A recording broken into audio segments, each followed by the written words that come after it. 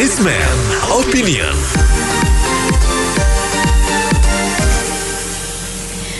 Rupiah makin anjlok dan tembus lebih dari 15.100 per dolar Amerika, bahkan sempat menyentuh 15.300. Sementara itu Bank Indonesia berusaha menahan dengan menaikkan suku bunganya 2 kali pada Agustus dan September lalu sebesar 75 basis poin menjadi 4,25%. BI menghadapi dilema jika kembali menaikkan suku bunga, dunia usaha akan meradang. Jika tidak, inflasi melaju pesat dan rupiah juga akan semakin anjlok. Apa komentar Anda? Haruskah BI menaikkan kembali suku bunganya? 6339160. Ini kan ada korelasinya antara inflasi dengan kenaikan suku bunga, di mana ya sebenarnya dilematis sih. Tuh loh, mau siapapun itu dihadapkan dengan inflasi dan suku bunga pasti akan ya begitulah. Berpikir 2 kali gitu loh. Memang sih kan kalau dibilang menaikkan suku bunga akan menahan orang untuk ngambil duit di bank gitu kan bahasanya, supaya buat duit juga nggak beredar terlalu banyak di pasaran kan. Tapi akibatnya juga daya beli masyarakat juga menurun kan, karena uang simpan di bank. Tapi balik lagi, kalau inflasi mau naik, harga menjadi tinggi ya kan, ini juga sama, daya belinya masyarakat juga akan menurun gitu loh ya kan. Akhirnya apa, efek simultannya akan ya semua mau ditahan, ada efek simultannya, di inflasi juga dilepas juga ada simultannya gitu loh efeknya.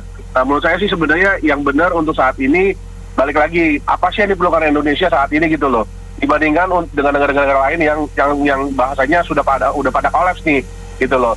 Ya itu yang terbaik menurut saya sih gitu loh. Kita lihat memang nggak ada yang bisa diambil semuanya akan menyenangkan semua orang gitu loh, tapi harus diambil ada satu titik cara di mana yang menurut saya Bank Indonesia maupun pemerintah berkoordinasi sama-sama yang terbaik sih. Terima kasih. Kenaikan suku bunga dengan inflasi dan juga naiknya harga BBM, kenaikan barang dan jasa itu saling berhubungan satu sama lain ya. Karena dengan kenaikan suku bunga maka nanti akan bisa menaikkan suku bunga perbankan terutama deposito dan juga segala macam kredit jika ada sesuatu pembelian barang atau jasa kredit. Dan ini dengan naik harga BBM misalnya, maka barang-barang yang sudah otomatis ikut naik barang dan jasa, dengan adanya inflasi yang tinggi, maka mereka akan kemungkinan bisa terus naik dan akan sulit untuk turun, sehingga daya beli masyarakat akan turun juga.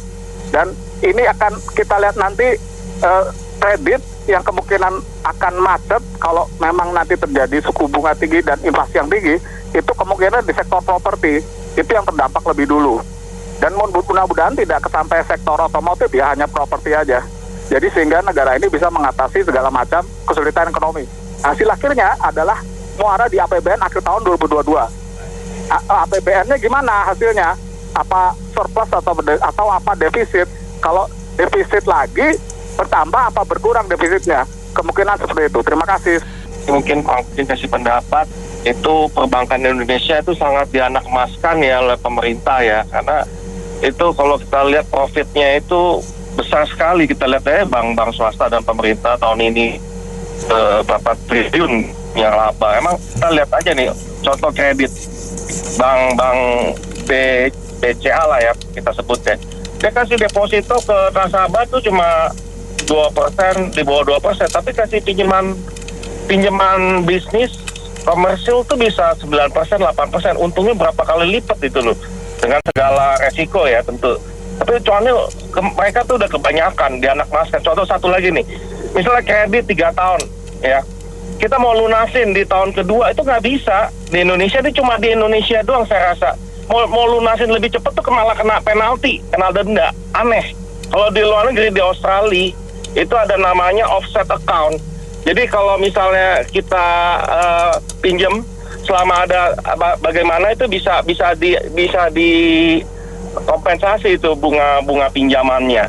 Cuma di Indonesia aja deh, perbankan Indonesia tuh dianakmaskan. Jadi kalau mau ada duit, buka bank lah ya. Makasih. Pak Jansen sih bukan ahli ekonomi. Cuma menurut Pak Jansen, umur sekarang Indonesia tuh negara paling kekayaan alam, tambang semua, ya nggak? Semua lebih hebat dari Korea atau Jepang. Kalau kita bisa inflasi mah kebangetan. Jadi bangsa kita Sudah Tuhan kasih negeri subur nggak bisa ngurus, ya nggak? Buktinya apa? Korea, Jepang semua serba import. Kok mereka lebih hebat? Kita harus pikir, rubah pikiran hidup, ya nggak? Supaya masa depan bangsa lebih bagus. Ikutin sama asing. Menaikkan suku bunga, kalau orang pada menarik semuanya. Hanya rupiah kita ini sejak dari 2014 saya udah prediksi. Malahan sampai detik ini, wow, 15 sekian. Mungkin bisa bergerak terus ya. Kalau masih begini-begini juga, kita juga mau deposito, mau apa, masih tetap bunga kayak begini, lebih baik kita tarik uang. Kita belikan yang lebih besar. Jadi kembali lagi saya bilang, mau inflasi besar, ya akan berjalan inflasi besar. Bahan bakar minyak kita, walaupun harganya sudah turun, tapi kita acuan kita dolar. Jadi kembali lagi, rakyat lagi yang menjerit nanti. Kalau mereka masih tetap bertahan dengan suku bunga yang sekian, rakyat lagi yang terbebani. Karena mereka mengambil keputusan ya senang-senang mereka saja, kapan mereka suka, ya kan? Memikirkan bagaimana kesejahteraan rakyatnya. Kalau mereka berempati dengan kehidupan kesejahteraan rakyatnya, mereka harus siap sakit juga. Jangan mereka senang-senang digaji rakyat, tapi rakyatnya menderita terus, tetap bayar mereka juga. Begitu saja, berempatilah kepada rakyat.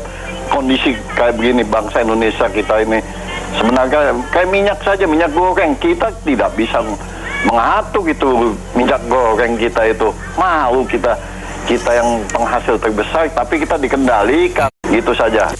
Kalau statement tadi Pak KBI meradang dengan kenaikan USD terhadap rupiah, sama sekali enggak.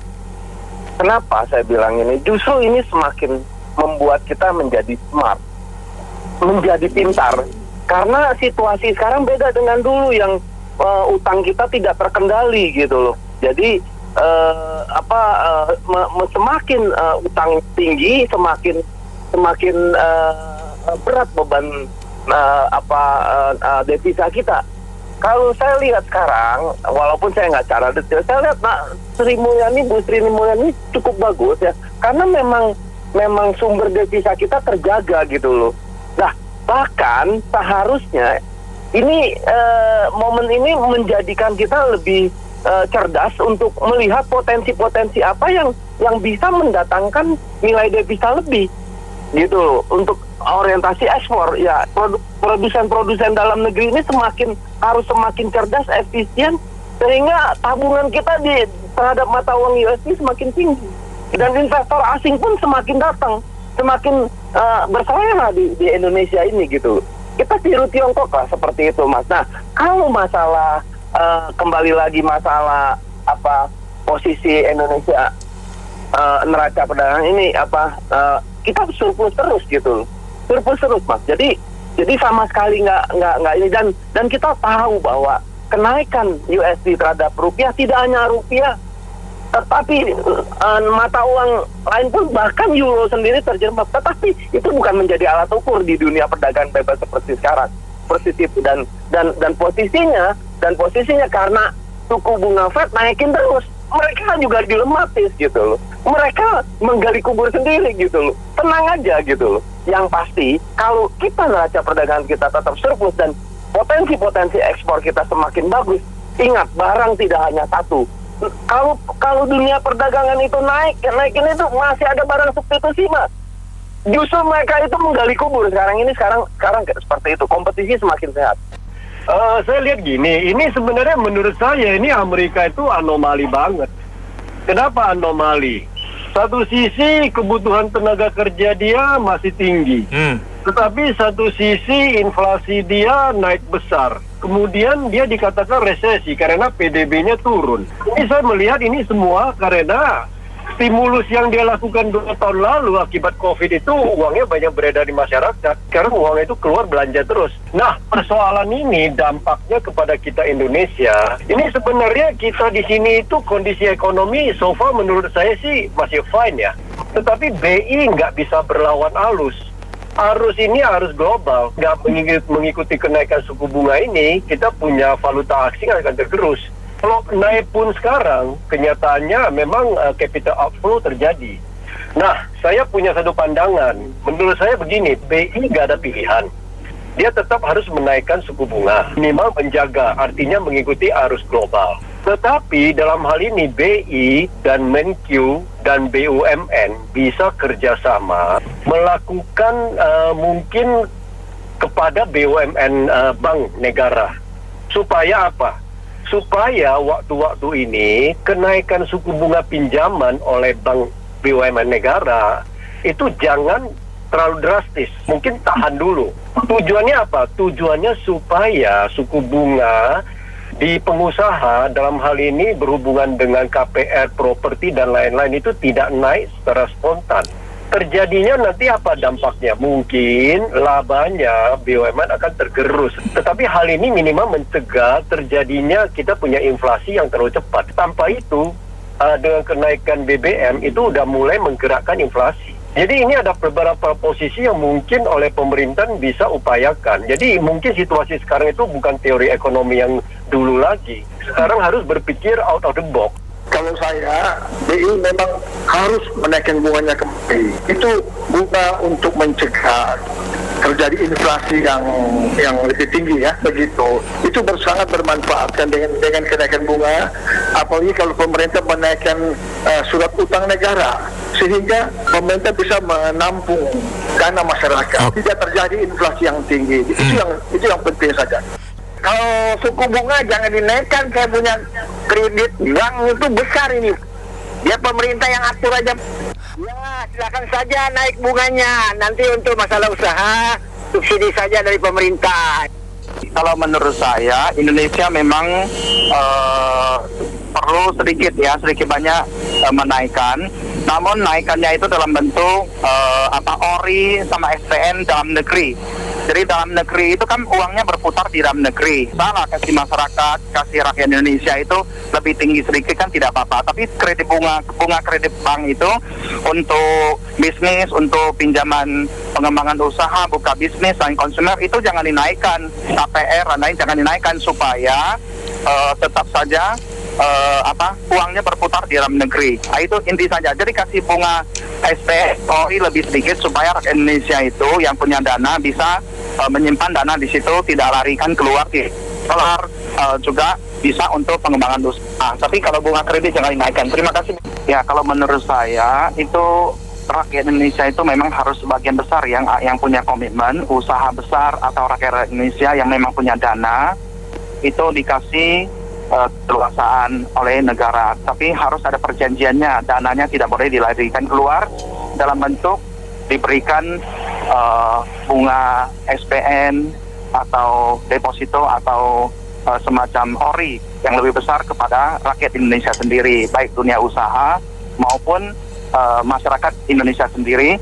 Jadi bunganya lebih besar sedikit, tetapi bunga kredit bank itu tidak boleh dinaikkan.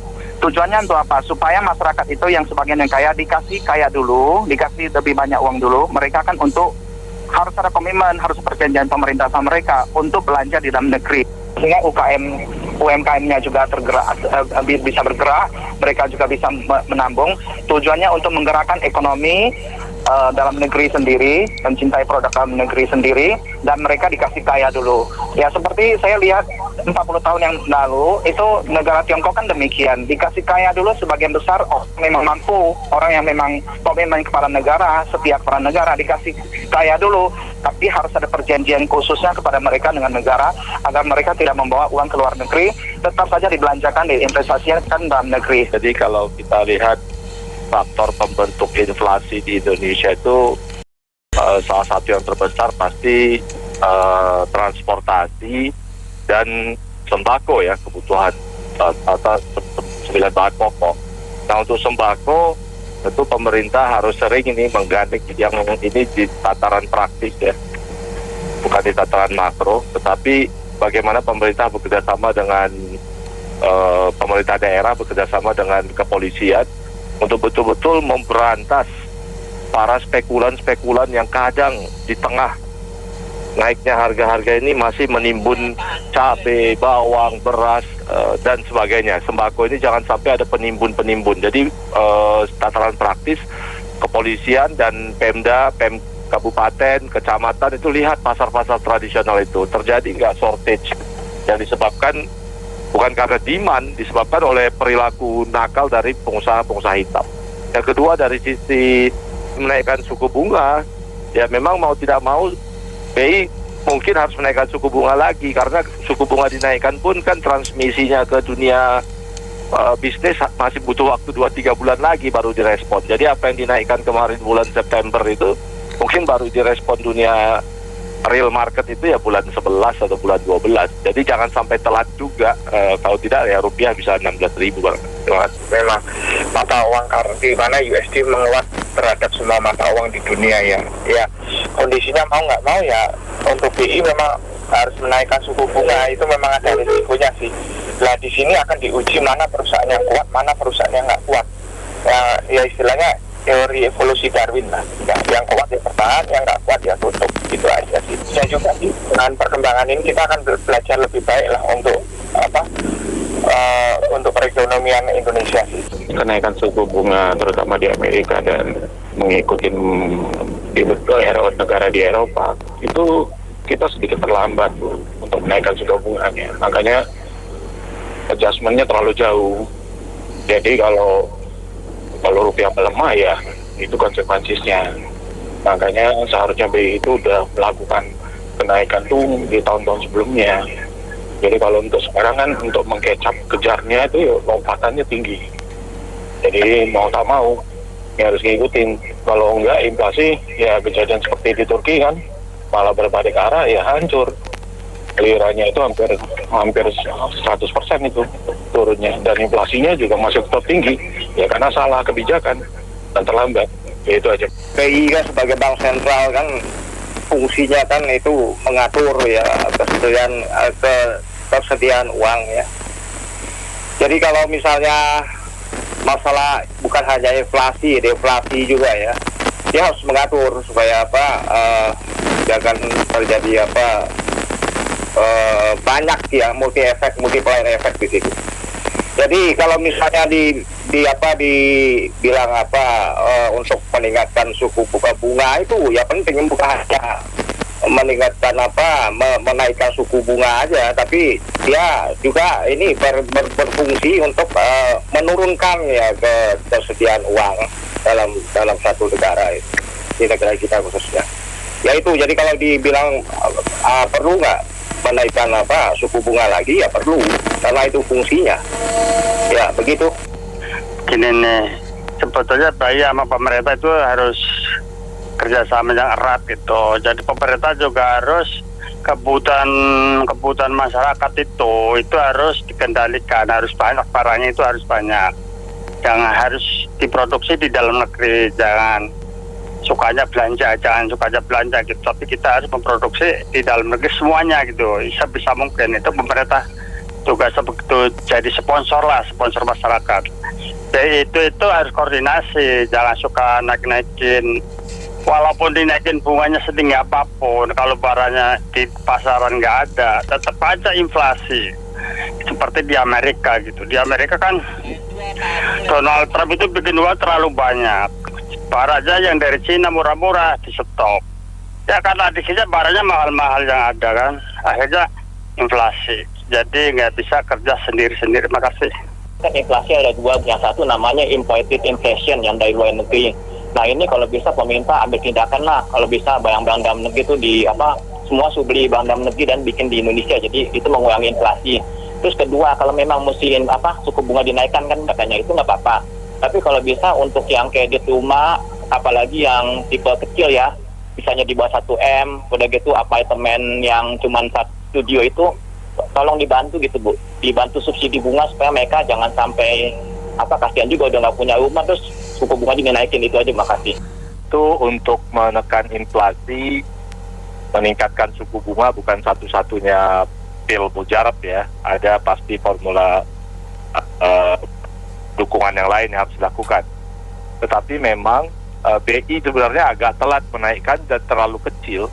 Kalau menurut saya sebagai masyarakat, mungkin BI untuk menekan inflasi ini sampai dengan Desember perlu menaikkan antara 2-2,5% itu suku bunga. Dan juga kalau kita lihat kemampuan BI dalam menertibkan atau memastikan kebijakannya itu direspon pasar kan nggak ada juga gitu. Karena bank-bank itu tidak langsung merespon apa yang diputuskan BI, itu nanti mungkin Desember mereka baru merespon keputusan September. Nah, oleh karena itu selain BI, mohon juga BI dengan pemerintah merevisi barangkali tahun depan pertumbuhan Indonesia nggak perlu sampai 5,3%. Kita harus pilih situasi sulit begini, stability atau growth gitu. Kalau mau growth, tapi sebenarnya fundamental yang nggak kuat, nanti rakyat yang jadi korban. Jadi lebih bagus growth kita mungkin 2,7-3%, tapi rakyat itu makan bisa, belanja bisa, untuk sekolah uang ada, harga sembako tidak mahal, nggak apa-apa growth-nya 2,5-3%.